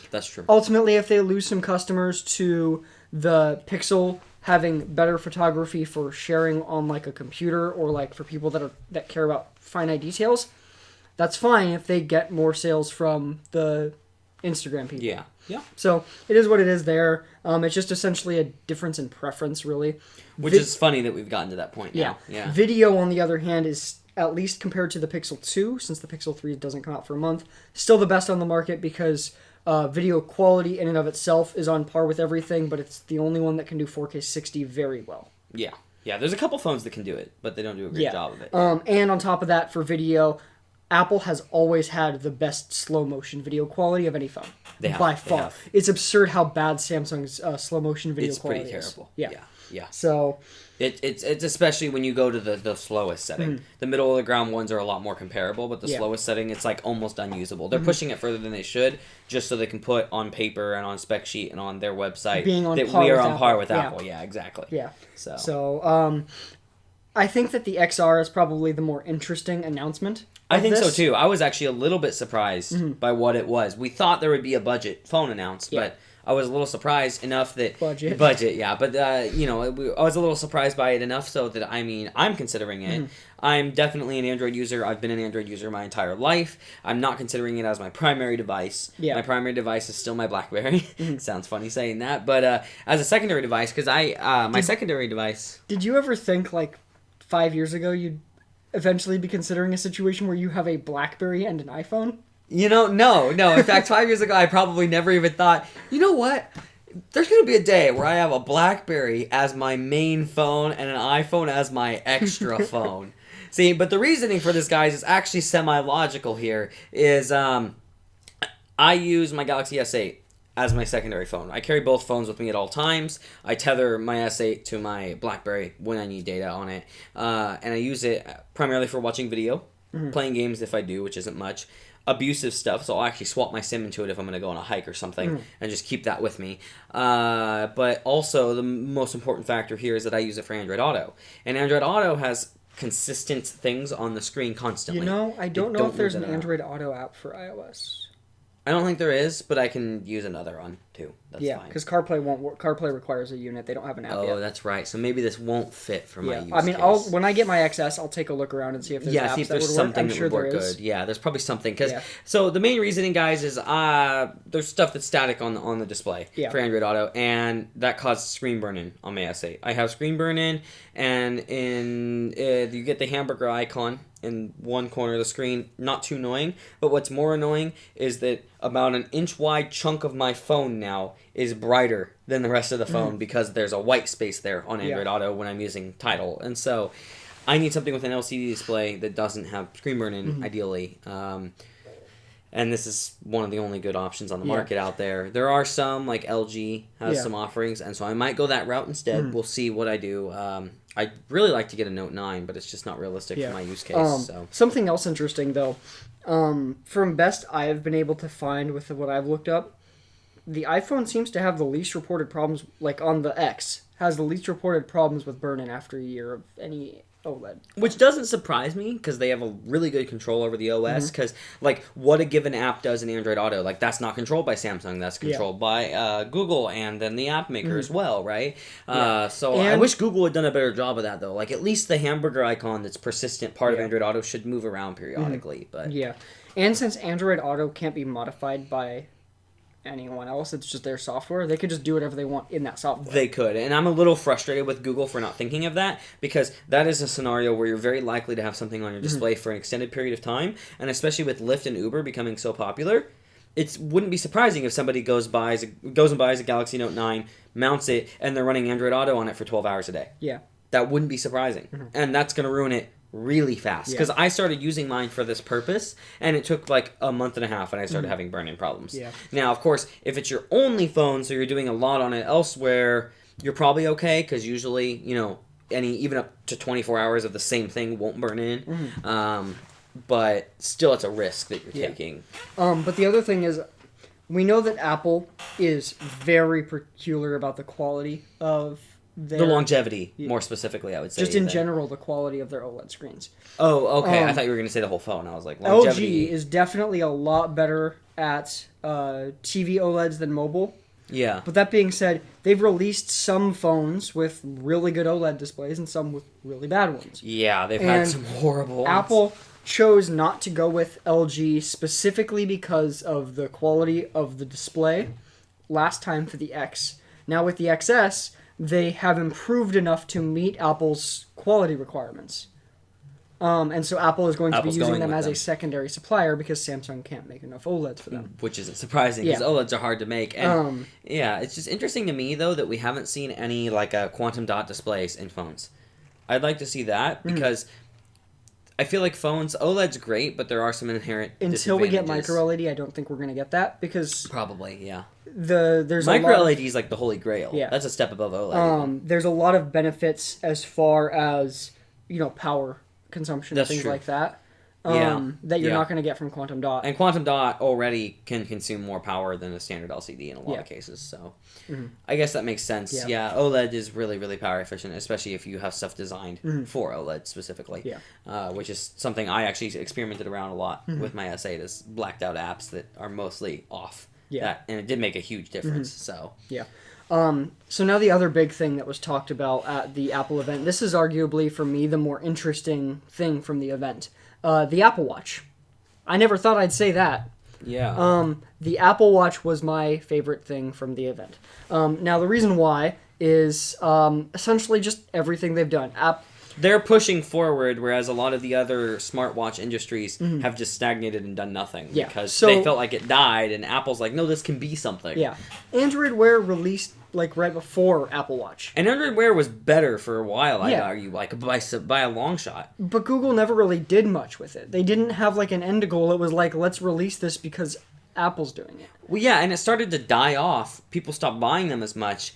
But as you had kind of talked to me when this happened, is Apple doesn't tend to give up on something when they start it. And so they started this, and they want to keep improving this, whereas now Android's falling behind because of this. And Android Wear, I mean, like, I loved it, but I wanted to see what Google would do with it, and nothing happened. And I actually dropped off my Android Wear watch at a Goodwill. Yeah. Because I was just like, I don't even... Yeah, you don't use it. What's the point? Yeah. And it's not worth that much anymore. So what's the point, you know? It's like, when you look at the approaches between Google and Apple, Google will just release a product just because. You've had first-hand experience with this here pretty recently. Yeah, we'll talk about that in a separate topic. So Google will just release a product, whether it's, you know, meant to be a thing or it's an experiment or whatever the heck they're doing. They just decide to release stuff. And then whether or not they support it seems completely random. They must, like, flip a coin and be like, oh, yeah, we'll keep going for another year. Oh, yeah, we'll keep going. You take stuff that's, like, some things fail and some things succeed. That has no effect on whether or not they continue using it. Google Plus. Yeah. Like, let's be honest. I use it all the time. I love it, but it's failed. And they're just like, we'll just, you know, whatever. We'll just keep going with it. And it's like, what are you doing? And Google? That has to cost a decent amount of money to run because you have to store photos. You have to when the amount of spam bots on there. Meanwhile, Inbox, something that, like, anyone that's used for more than, I'd say, 3 months loves it. Like, once you adjust, especially if you waited till after they polished it. Because I got off it because I was annoyed with the problems. Yeah. But once you adjust to the workflow of Inbox, because it's so much better than anything else on the market, it's hard to go back. I've tried a few times to go back to Gmail, and then after other apps even. Yeah, after the announcement that they were shutting it down, I went and opened Gmail, and I was like pissed off. I'm so mad about this. It's so much better. Well, and it's a basic thing because it's just a UI change. It's still accessing Gmail. It's not something that would be hard for them to support, even if they just never changed it. Never added anything like, we're stopping support for Inbox. Fine, you know. I mean, plenty of the community has said that. They were like, if you give us no other features, you just make sure it doesn't, like, get hacked, we're happy. Yeah. But they're probably ending the team for it completely and stuff. So that's stupid because the point of Inbox was supposed to revolutionize email in a way, organization of it. The point of Inbox was so that Google could work on experiments for Gmail and have them be tested in a bigger environment. Yeah, okay, good point. Keep fucking doing that. That's a great way to It's a great idea. reduce having to pay people to test shit. So watch Gmail now. Switch over to the Inbox type UI. It won't. And Inbox doesn't exist anymore, and then they start testing beta features in Gmail. Because Google, this is the problem with Google, is they move forward so quick, they step over themselves, and they don't continue support for anything, and it makes it really hard to go, oh, should I buy a Google product? Like, let's take another example that I've had recently. I have Google Wi-Fi here at home. It works really, really, really great for 6 months, no problems at all. I use a lot of port forwarding for servers that I host here. All of a sudden, a month ago, about every week, on Monday, almost every time on Monday, mid-afternoon, my port forwarding stopped working. Yeah. No idea why. There's some registered issues of recent with port forwarding. Nobody's reported this specific issue, but there's stuff related to it. And it's just like, why? But they auto-update it, which is great for security, but not if you're going to break stuff. Yeah. And it's frustrating to run into these kind of scenarios. Or like, if Google Wi-Fi, they were just like, we're not going to support it anymore. I'd be like, pay like $300 plus another unit that I'm about to buy for this, and now I don't have security updates, so I have to switch over to some enterprise crap. It's like, realistically at this point, throughout all of Google, it's like, don't try their new stuff, especially if it's something similar to what they do. Like, if they're trying to release a new, better version. Try it if you're interested in trying it, not if you want to actually use it. Yeah. Don't get acclimated to it. Don't think like, don't adjust to it, because if you adjust to it, you're just going to be sad. Yeah. Guaranteed. That's the Google guarantee. You will be sad. That's the Google guarantee. You'll be sad. I like it. They should change their or I know that they kind of already got rid of the whole "don't be evil." They should just say "you'll be sad." Yeah, because they do this to everybody. They test features. Everybody's their beta tester, and they do this to the point of just like almost damaging the people. YouTube does it right, where you run into scenarios where like, we're just going to test auto-generated thumbnails, can't opt out. Yeah. Oh, they pushed everyone to Google or to YouTube Gaming, and now they're getting rid of the YouTube Gaming app and have completely redesigned the site. That was just announced. Yeah, and it's just like, what do you, like... Yeah. And this is the kind of stuff where you toss consumers around, where it's like, yeah, you provide great services and stuff, but you're damaging it for people. Yeah. It's not cool. But anyway, back to the Apple Watch, I guess. Sorry for the little digression. I don't know if that's a word, but I'm going to go back to this, Apple clearly has like a a goal for what the Apple Watch should be, and they're just slowly working and iterating towards that.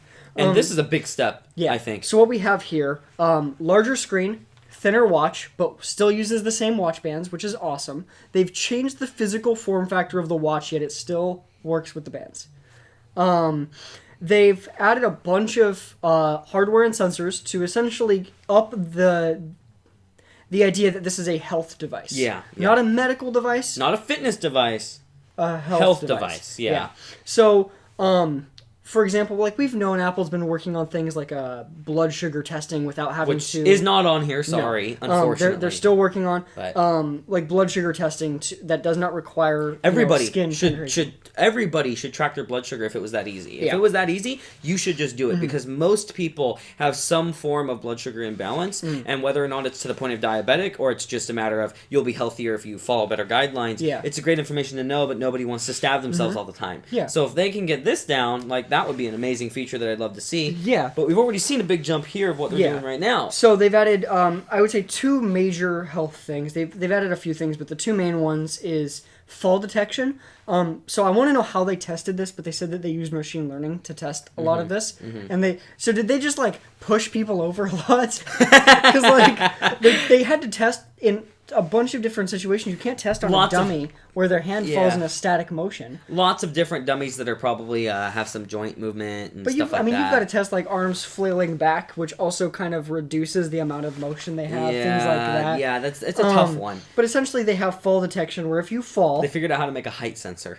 If you fall though, the idea is that if it'll essentially give you a prompt to swipe to call emergency services if you can't get up. Which is great. If you can't like get to your phone, if you can only move one arm or something, or if your phone's on the other side of the room, you can just swipe on your watch and it'll call emergency services. On top of that, I believe it's an optional toggle. I hope it's an optional toggle. If you don't like respond for a minute or move at all for a minute, it has an ability to have it auto call emergency services. Someone pointed out that if that's on for everyone by default, there's going to be a lot of drunk emergency services calls, so it's probably not. Yeah, or there could even be scenarios where, that could be really bad. There's a lot of things that you could run into where that would be a big problem. I wouldn't doubt if that launches later, so Apple has more time to do testing. Yeah, because that's got to be safety. Because if that ends up being a widespread problem, instead of, if you have too many false emergency service calls as a person, they'll fine you.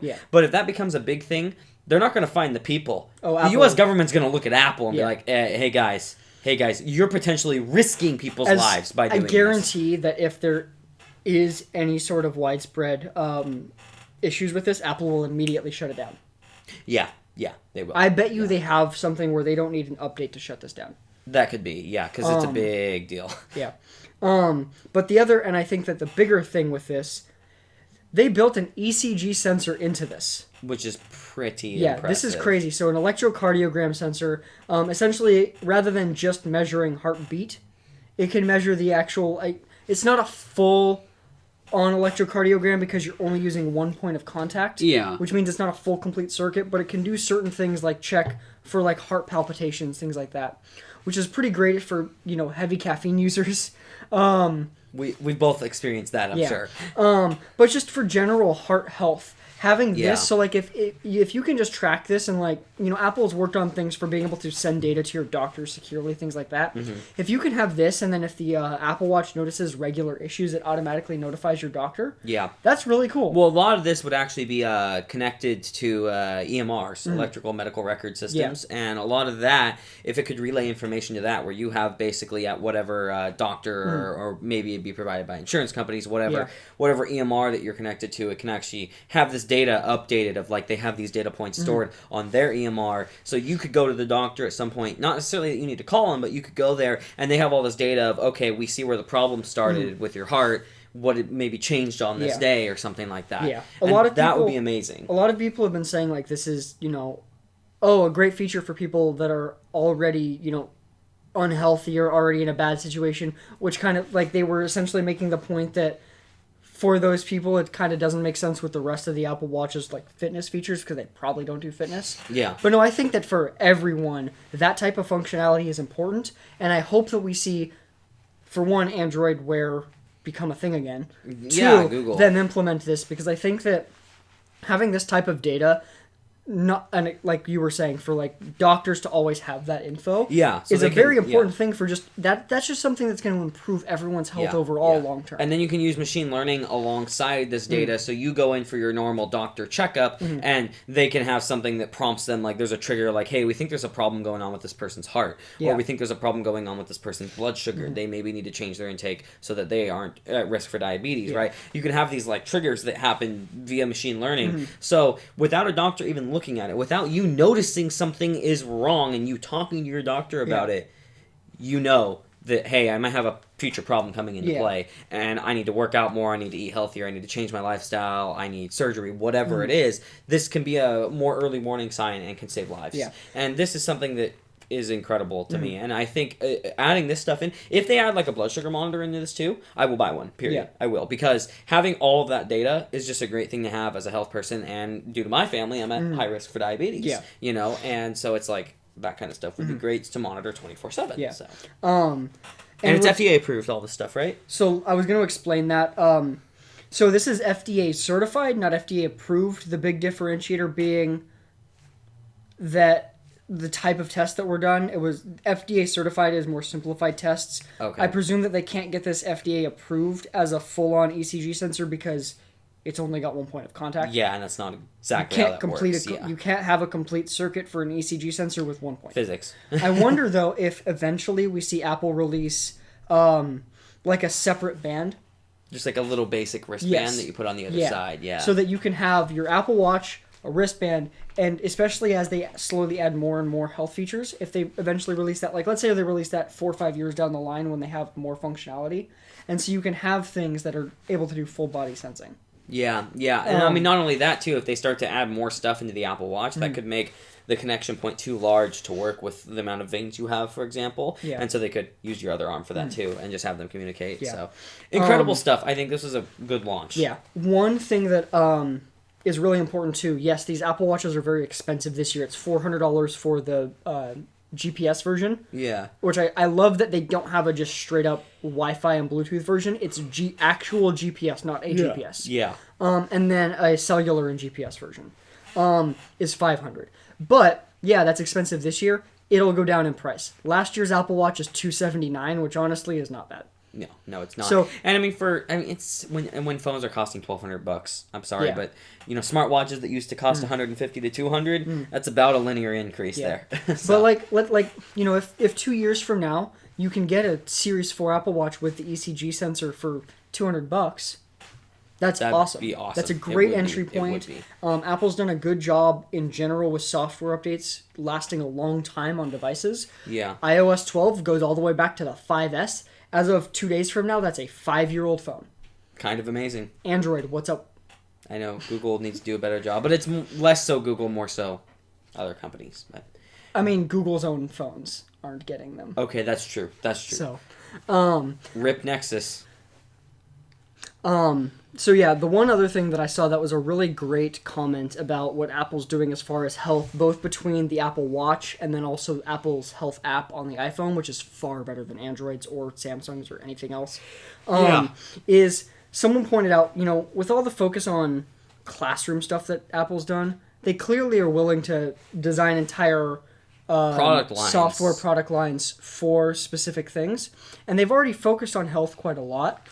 They have. What if they do like a basic level remote doctor service for, especially for people that live in like rural areas, where if you have, you know, heart sensors, ECG sensors, blood sugar sensors, things like that, then if you're not feeling well, you can give all this data to doctors and they can take a look at this, and if they... You have the flu, stop being an idiot, you know? But if they know what's going on, or if they can say, oh, hey, there is an issue, come see a doctor, then you know it's worth driving out there, whereas if it's something... Or calling 911 if it's that bad. Or if there's something that's a lesser issue and you are far away from a doctor's office...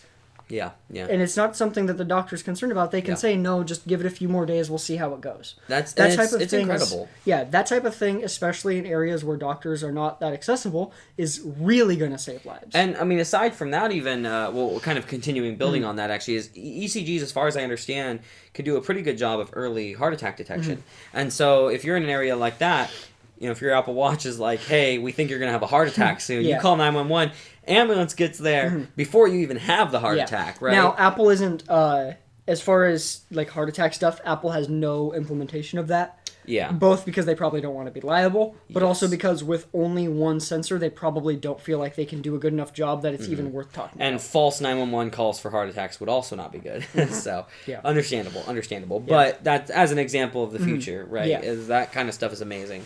And I guess we can do our outro. So, sorry about the dogs barking, everybody. That was horrible, but, it happens. They're still barking because there's people outside, which means it's the end of the world. So, anyway, thank you, everybody, for watching WordCast number 63, of course. Don't forget to like, subscribe, hit the bell icon so you don't miss a video. Check out all the links in the description. We got links to our social media, our Patreon.